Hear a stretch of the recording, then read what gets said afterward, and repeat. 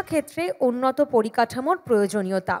আমার একদম ডান দিকে রয়েছেন doctor Saradindu Panda, principal, doctor Sudhir Chandra Sur institute of technology and sports complex, এবং আমার ডান দিকে রয়েছেন professor Abhijit Kundu, associate vice president Adamas university, এবং আমার একদম ডান দিকে রয়েছেন শ্রী তরুণ ভট্টাচার্য, প্রধান শিক্ষক, মডার্ন স্কুল। আপনাদের প্রত্যেককে স্বাগত জানাই আজকের এই আলোচনায়। প্রিটোরিয়ায় ইউনিভার্সিটি অফ সাউথ আফ্রিকার একদম এন্ট্রি গেটে, প্রবেশদ্বারে একটি উক্তি লেখা আছে। কি আছে সেই উক্তিতে? একটা জাতিকে ধ্বংস করার জন্য পরমাণু বোমা বা মিসাইলের মতন ক্ষেপণাস্ত্র নিক্ষেপণের প্রয়োজন নেই। প্রয়োজন কি? শিক্ষার মান কমিয়ে দেওয়া এবং পরীক্ষার্থীদের বা শিক্ষার্থীদের অসাধু উপায়, প্রতারণার মাধ্যমে পরীক্ষা দেওয়ানোর পথ বাতলে দেওয়া। এর ফলে কি হবে? চিকিৎসকের হাতে রোগীর মৃত্যু হবে, ইঞ্জিনিয়ারদের বানানো ভবন ধসে পড়বে, বিচারকের হাতে দেওয়া ন্যায় বিচার ভ্রষ্ট হবে। একটা জাতির পতন হবে শিক্ষার পতন হলে। শিক্ষাই তো হাতিয়ার। আর এই উক্তিটি আর কারণ নয়, নেলসন ম্যান্ডেলার। আজও এই উক্তি সেই প্রবেশদ্বারে, ইউনিভার্সিটির প্রবেশদ্বারে রয়েছেন, এবং এই উক্তি বোধহয় সর্বকালের জন্য সমানভাবে প্রাসঙ্গিক। শিক্ষাকে আমরা কিভাবে নেব? শিক্ষা কি পরিষেবা, নাকি সুযোগ, নাকি অধিকার, নাকি পণ্য?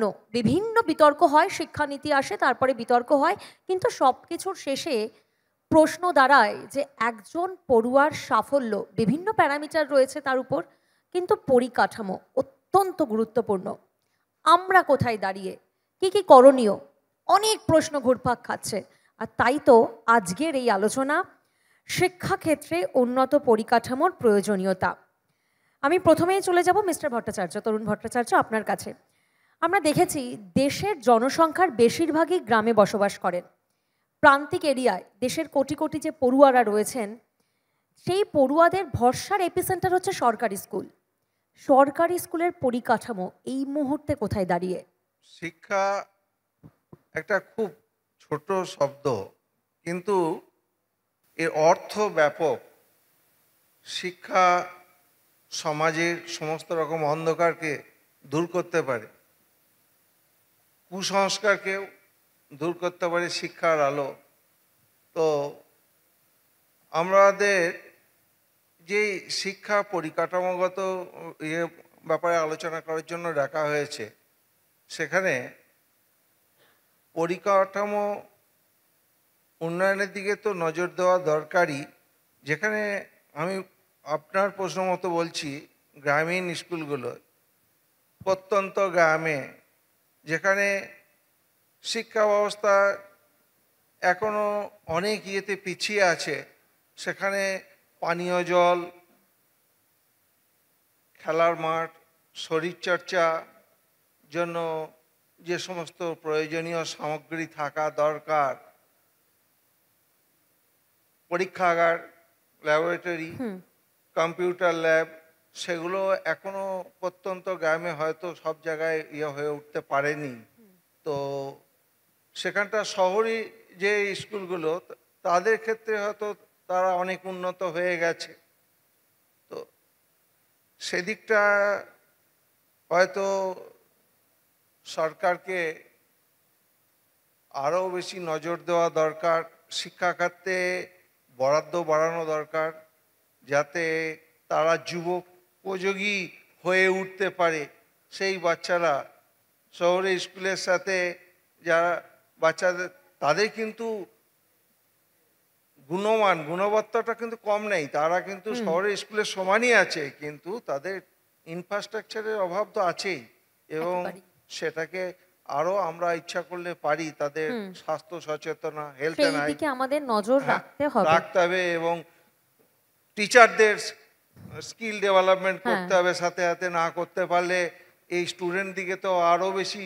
হ্যাঁ, শিক্ষকের প্রসঙ্গে তো আমি আসবো, এটা অত্যন্ত বড় রোল। কিন্তু তার আগে মিস্টার কুন্ডু, আপনার কাছে একবার জানবো যে যেমনটা উনি বলছিলেন, তপনবাবু বলছিলেন যে পরিকাঠামোর দিকে নজর দেওয়া উচিত প্রত্যন্ত গ্রাম, মানে যেখানে প্রান্তিক এলাকা। ভারতে তো এই মুহূর্তে 320 মিলিয়ন ই লার্নার রয়েছে, কিন্তু যদি আমরা দেখি প্রত্যেকের হাতে মোবাইল আছে ঠিকই, 5G নেটওয়ার্ক আছে ঠিকই, কিন্তু এখনও তো এমন অনেক গ্রাম রয়েছে যেখানে মোবাইলটাই বোধহয় দিবাস্বপ্ন। সেখানে আমরা কিন্তু মেধার অভাব নেই। মেধাবী ছাত্রছাত্রীদের জন্য আমরা কি কি করতে পারি? সরকারি মাধ্যম উনি বলেছেন, বেসরকারি শিক্ষা প্রতিষ্ঠানেরও তো একটা ভূমিকা থাকে। আপনার কি মতামত? আমি শুরু করব একটাই কথা দিয়ে। প্রথমে, বিদ্যা অর্জন সহজ, শিক্ষা কঠিন। শিক্ষা কিন্তু পুস্তিকাতে থেমে থাকে না, আচরণ এবং অ্যাপ্লিকেশনের মাধ্যমে শিক্ষাকে জোরদার করতে হয়। বর্তমান পরিস্থিতিতে আমাদের এই পরিকাঠামোর উন্নয়ন কিন্তু ভীষণভাবে প্রয়োজন। একটু ছাত্র বা ছাত্রীর আমরা সবসময় বলে থাকি যে তারা যদি ফিজিক্যালি ফিটনেস মেনটেন না করতে পারে, তাদের মধ্যে কিন্তু সেই শিক্ষার যে মানসিকতা, যে ডেপথনেস আনা কঠিন হয়ে যায়, চ্যালেঞ্জ হয়ে যায়। তাই আমরা যেটা করে থাকি আমাদের ইউনিভার্সিটিতে, অ্যাডামাস ইউনিভার্সিটিতে, আমরা বিশাল বড় 120 একর জমি নিয়ে স্টুডেন্টদের বড় স্পেস দিয়ে, তাদের প্লেগ্রাউন্ড দিয়ে, তাদের জিমের ব্যবস্থা রেখে, যাতে করে তারা শারীরিকভাবে সক্ষম থাকতে পারে এবং বিদ্যা অর্জন এবং শিক্ষাকে আরও এগিয়ে যেতে পারে। কারণ আমরা মনে করি শিক্ষাই সম্পদ। আমাদের আগে যেটা হতো, আমাদের সময় অনেক শিক্ষা ব্যবস্থা বা পরিকাঠামো উন্নয়নের অভাবে আমরা হয়তো অন্যান্য রাজ্যে চলে যেতাম, অন্যান্য জায়গায়, অন্যান্য দেশে পাড়ি দিতাম। এখন কিন্তু সেই জায়গা থেকে আমরা অনেকটা সরে এসেছি। আমরা এখনও গ্রামে থাকলেও আমরা চেষ্টা করছি সেই গ্রামে আমাদের শিক্ষা ব্যবস্থাটাকে ছড়িয়ে নিয়ে দিতে, এবং গ্রাম থেকে মেধাবী ছাত্রছাত্রীদের আমাদের ক্যাম্পাসে নিয়ে এসে, আমাদের ইউনিভার্সিটিতে নিয়ে এসে, তাদের স্কলারশিপের মাধ্যমে তাদের কাছে যাতে সেই সুযোগ সুবিধা পৌঁছে দিতে পারি, সেই ব্যবস্থাও করার চেষ্টা করছি আমরা। মিস্টার পান্ডা, আপনার থেকে একবার জানবো যে সাম্প্রতিককালে একটা রিপোর্ট আমরা দেখেছি, অ্যানুয়াল স্ট্যাটাস অফ এডুকেশন রিপোর্টে, সেখানে 2023 সালে একটা সমীক্ষা সামনে আসে, যে সমীক্ষাটা হয় 14 থেকে 18 বছর বয়সী পড়ুয়াদের। কি রয়েছে সেই সমীক্ষাতে? 43% পড়ুয়া শুধুমাত্র ক্লাস 3 বা 4 এর ম্যাথ করতে পারে, 14 থেকে 18 বছর বয়সী। তাদের মধ্যে 53% শুধু ইংলিশে সেন্টেন্স লিখতে পারে না বুঝে। যে সেন্টেন্সটা লিখেছে সেই সেন্টেন্সের মানে কতজন বোঝে?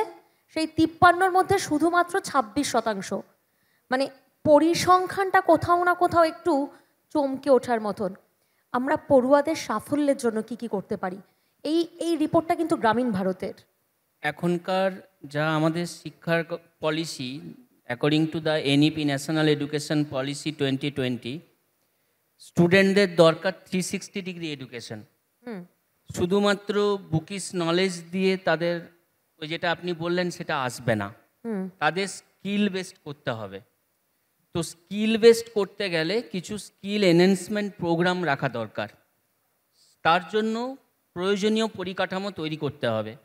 যেমন ধরুন, বাচ্চা ছেলেরা তারা শুধু শুধু বই পড়ে পড়ে মনে রাখতে পারবে না, তো তাদের জন্য ডিজিটাল এডুকেশন আনতে হবে, অডিও ভিজুয়াল আনতে হবে। তো অডিও ভিজুয়াল শিক্ষা ব্যবস্থাতে একটা বাচ্চা বা একটা স্টুডেন্ট খুব তাড়াতাড়ি শিখতে পারে এবং খুব এফিসিয়েন্ট হয়। সেকেন্ড হচ্ছে, পুঁথিগত বিদ্যার সঙ্গে তাকে অ্যাপ্লিকেশন বেসডে আনতে হবে, যাতে ওই পুঁথিগত বিদ্যাটাকে সে প্রয়োগ করে মনে রাখতে পারে, তা না হলেও কিন্তু ভুলে যাবে। তো অ্যাপ্লিকেশন বেসড শিক্ষার জন্য আমাদের যেটা স্যার বললেন যে প্র্যাকটিক্যাল বেসড এক্সাম বা প্র্যাকটিক্যাল বেসড পড়াশুনো আনতে হবে। তার জন্য উন্নত পরিকাঠামো দরকার, ল্যাবরেটরির পরিকাঠামো দরকার, অ্যাপ্লিকেশন বেসড এডুকেশন দরকার। থার্ড হচ্ছে, শুধু শুধু ছেলে মেয়েদের পড়াশুনো করতে গেলে তাদের স্বাস্থ্য ভালো রাখা দরকার। আমি এগ্রি করি স্যারেদের সাথে। তার জন্য স্কুলে পরিমাণ মতো স্পেস এবং স্পোর্টস অ্যারেঞ্জমেন্ট রাখা দরকার, যাতে তারা মনের আনন্দে পড়াশুনো করতে পারে। যেটা জোর করে পড়াশুনো করা আর মনের আনন্দে পড়াশুনো করো, দুটোর মধ্যে ডিফারেন্স আছে। তো কিছু কিছু ইনস্টিটিউশনে হয়তো সেই লেভেলের পরিকাঠামো আছে, বাট এটা যদি মানে সার্বিকভাবে না উন্নতি করা যায়, তাহলে যেটা আপনি বললেন ওই পার্সেন্টেজই থেকে যাবে, বাড়বে না। তাই পরিকাঠামো আমাদের তৈরি করতে হবে অ্যাপ্লিকেশন বেসড এডুকেশন আনার জন্য। স্মার্ট ক্লাসরুম আনতে হবে, আস্তে আস্তে তৈরি করতে হবে, যদি নাও থাকে করতে হবে। টেকনোলজি স্মার্ট ক্লাসরুমের প্রসেস তো শুরু হয়ে গেছে, বিভিন্ন জায়গায় তো রয়েছে। অবভিয়াসলি টেকনোলজি পাল্টাচ্ছে দিনের পর দিন, সেকেন্ডে সেকেন্ডে পাল্টে যাচ্ছে। সেইটার অ্যাওয়ারনেস যদি তৈরি করতে হয় তাহলে আমাদের অবভিয়াসলি পরিকাঠামো তৈরি করতে হবে সেই লেভেলে। একেবারেই। মিস্টার ভট্টাচার্য, আপনি শুরুতে প্রথম প্রশ্নের উত্তরে আপনি শিক্ষকদের ভূমিকাও সামনে এনেছিলেন। সেক্ষেত্রে আমার মনে পড়ে স্বামী বিবেকানন্দ তিনি বলেছিলেন যে একজন শিক্ষক যদি একজন ছাত্রের চোখ দিয়ে দেখেন, একজন ছাত্রের কান দিয়ে শোনেন এবং তার হৃদয় যদি ছাত্রের হৃদয়ে স্থাপিত করে নিজেকে ছাত্রের স্তরে নিয়ে আসেন, তবেই তিনি আদর্শ শিক্ষক। সেই ভারসাম্য আপনি দেখেন আপনার স্কুলে? হ্যাঁ, এটা তো অবশ্যই। ভালো ছাত্র শিক্ষক হতে পারে না, কারণ আমি যদি খুব জ্ঞানীগুণী হয়ে যাই, মানে বিদ্বান ব্যক্তি হয়ে যাই, তো বাচ্চাদের লেভেলে আমি যেতে পারবো না। বাচ্চারা হয়তো ভয়ে আমার কাছে লজ্জায় অনেক কথা বলতে পারবে না। আর কেন না, আমি বলবো এটা তুই জানিস না, তা আমি জানি তো ছাত্র জানে, কিন্তু এটা নয়। এটা আমাকে সেই ছাত্র লেভেলে যেতে হবে, তার চাইল্ড সাইকোলজিটা বুঝতে হবে। এবং আমি যদি আমার চিরজীবনটা বিভিন্নভাবে হোঁচট খেতে খেতে উঠে আসি,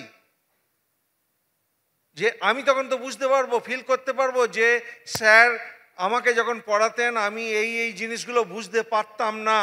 আমি ঘাড় নেড়ে, স্যার জিজ্ঞাসা করতেন বুঝতে পেরেছো, আমি বলতাম হ্যাঁ বুঝতে পেরেছি, কিন্তু আমি বুঝতে পারতাম না, 5 জন ছাত্রের সামনে লজ্জায় বলতে পারতাম না। তো আমাকে প্রকৃত শিক্ষক হতে হলে সেই ছাত্র লেভেলে নেমে যেতে হবে এবং তার আইকিউ লেভেল, যেখান থেকে আইকিউ লেভেল টেস্ট করে যেখান থেকে তার ইয়েটা পাবো, ঠিক সেই জায়গা থেকে আমাকে স্টার্ট করতে হবে। এবং পড়ুয়াদের সাফল্য শুধুমাত্র মানে উন্নত পরিকাঠামোর দিকে নজর রাখলে হবে না, মানে প্যারামিটার তো অনেকগুলো রয়েছে, অন্যতম প্যারামিটার আছে, কিন্তু কিন্তু অবশ্যই উন্নত পরিকাঠামোটাও এখন একটা সময় শ্রুতি সে গুরুমশাইরা পাঠশালায় পড়াতেন, কিছু বলতেন এবং সেটা শুনে শুনেই বাচ্চারা তৈরি হয়ে যেত। কিন্তু এখন তো স্মার্ট ক্লাসরুম রয়েছে, এখন ডিজিটাল বোর্ডে পড়াশোনা করানো হয়, একেবারে সময় বদলেছে এবং এখন একেবারে। এবং এই জায়গা থেকে মিস্টার কুন্ডু আপনার থেকে জানবো যে অনেকেই এমন দাবি করেন, মানে বিভিন্ন বিষয় নিয়ে তো তর্ক বিতর্ক হয়, যে সরকারি শিক্ষা ব্যবস্থার বিকল্প হিসাবে বেসরকারি শিক্ষা প্রতিষ্ঠানকে আরো বেশি করে চাকিয়ে তোলা, এবং সেটাই কি কোথাও না কোথাও শিক্ষা একটা বাণিজ্যিক সুযোগে পরিণত হচ্ছে? Talent is everywhere. আর প্রত্যেকটা ছাত্রছাত্রীর মধ্যে তাদের যোগ্যতা অনুসারে তারা এগিয়ে যাবেই। আপনার যেটা জানার সরকারি এবং বেসরকারিকরণের ব্যাপারে, সরকারি শিক্ষা বেসরকারি যে বাণিজ্যিকরণের কথা বলছেন, এখন ভালো এডুকেশন, উন্নত পরিকাঠামো দিতে হলে কিছু তো আমাদের পকেট থেকে খরচা করতেই হয়। কারণ একটা বাণিজ্যিকভাবে যদি ভাবেন, একটা পরিকাঠামো তৈরি করতে একটা অর্গানাইজেশনকে অনেক টাকা ইনভেস্ট করতে হয়। সেই কোয়ালিটি এডুকেশন যদি আমরা দিতে চাই স্টুডেন্টদের, তাহলে কিন্তু আমাদের সেই টাকা পয়সার খরচাটা একটু বিচার করে দেখে করে নিতে হবে।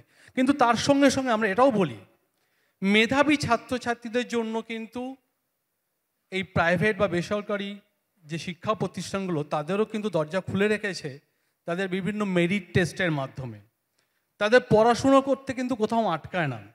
সরকারি অনেক সাহায্য যেমন পায়, বেসরকারি শিক্ষা প্রতিষ্ঠানও অনেক স্কলারশিপ দিয়ে থাকে তাদের মেধা টেস্টের মাধ্যমে।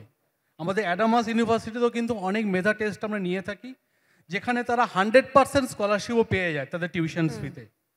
তা আমি মনে করি যেখানে বা যেসব ছাত্রছাত্রীদের মেধা আছে তারা এগিয়ে আসুক, আমরা তাদের পাশে থাকব।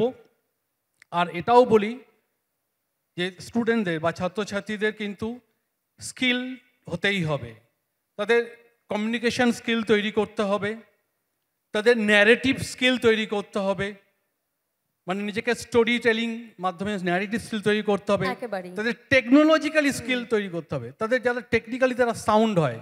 কারণ এখন ইন্ডাস্ট্রি ডিম্যান্ড অনুসারে ইন্ডাস্ট্রি আর এডুকেশন এমন একটা জায়গায়, ইনস্টিটিউট একটা ব্রিজ তৈরি হয়ে গেছে, যার জন্য আমাদের পড়াশুনোটা আমাদের ইউনিভার্সিটিতে আমরা কিন্তু এডুটেনমেন্ট প্রসেসে নিয়ে এসেছি, যেখানে পড়াশুনোর সঙ্গে সঙ্গে ছাত্রছাত্রীরা কিন্তু আনন্দের সঙ্গে পড়াশুনো করে। তাই যেটা স্যার বলে গেছেন, একটু আগে কিছুক্ষণ আগে স্যার বলে যাচ্ছিলেন যে রবীন্দ্রনাথ ঠাকুর বলে গেছেন পড়াশোনাটাকে সারা জীবন আমরা বহন করে গেলাম, বাহন করতে পারলাম না। বাহন করার জন্য কিন্তু আমাদের ইউনিভার্সিটি, আমরা পড়াশুনো শুধু করাই না, পড়াশুনো শেখাইও, অ্যাপ্লিকেশন করতে শেখাই আমরা এডুটেনমেন্টের মাধ্যমে, তাদের শরীরচর্চার মাধ্যমে, তাদের মিউজিক ক্লাবে আমাদের প্রায় 12খানা মিউজিক ক্লাব আছে। হয় মানে মানসিক বিকাশও যাতে পড়ুয়ার হয়, মানসিক বিকাশও যাতে তাদের হয়ে থাকে সেই ব্যবস্থা আমরা করে থাকি। একদমই। ধন্যবাদ। আমি শরদিন্দু মহাশয় আপনার থেকে জানবো যে তাহলে আমরা ঢুকছি কোথায়, মানে পরিকাঠামোর অভাব নাকি আমাদেরই উপযুক্ত মানসিকতার অভাব? পরিকাঠামোর অভাবের সাথে সাথে এখন আস্তে আস্তে কিন্তু সমস্ত স্কুল বা কলেজে পরিকাঠামো ডেভেলপ হচ্ছে। মেন হচ্ছে আমাদের ফোকাস, আমাদের মেন্টালিটি, আমরা কি চাই, টার্গেটটা কি সেটা আগে ঠিক করতে হবে, যে আমরা কি চাই অ্যাকচুয়ালি, যেটা স্যার বলছিলেন মহারাজ, যে আমাদের আগে ফোকাসটা ঠিক করতে হবে, টার্গেট ঠিক করতে হবে এবং সেই মতো আমাদের পড়াশুনো করতে হবে।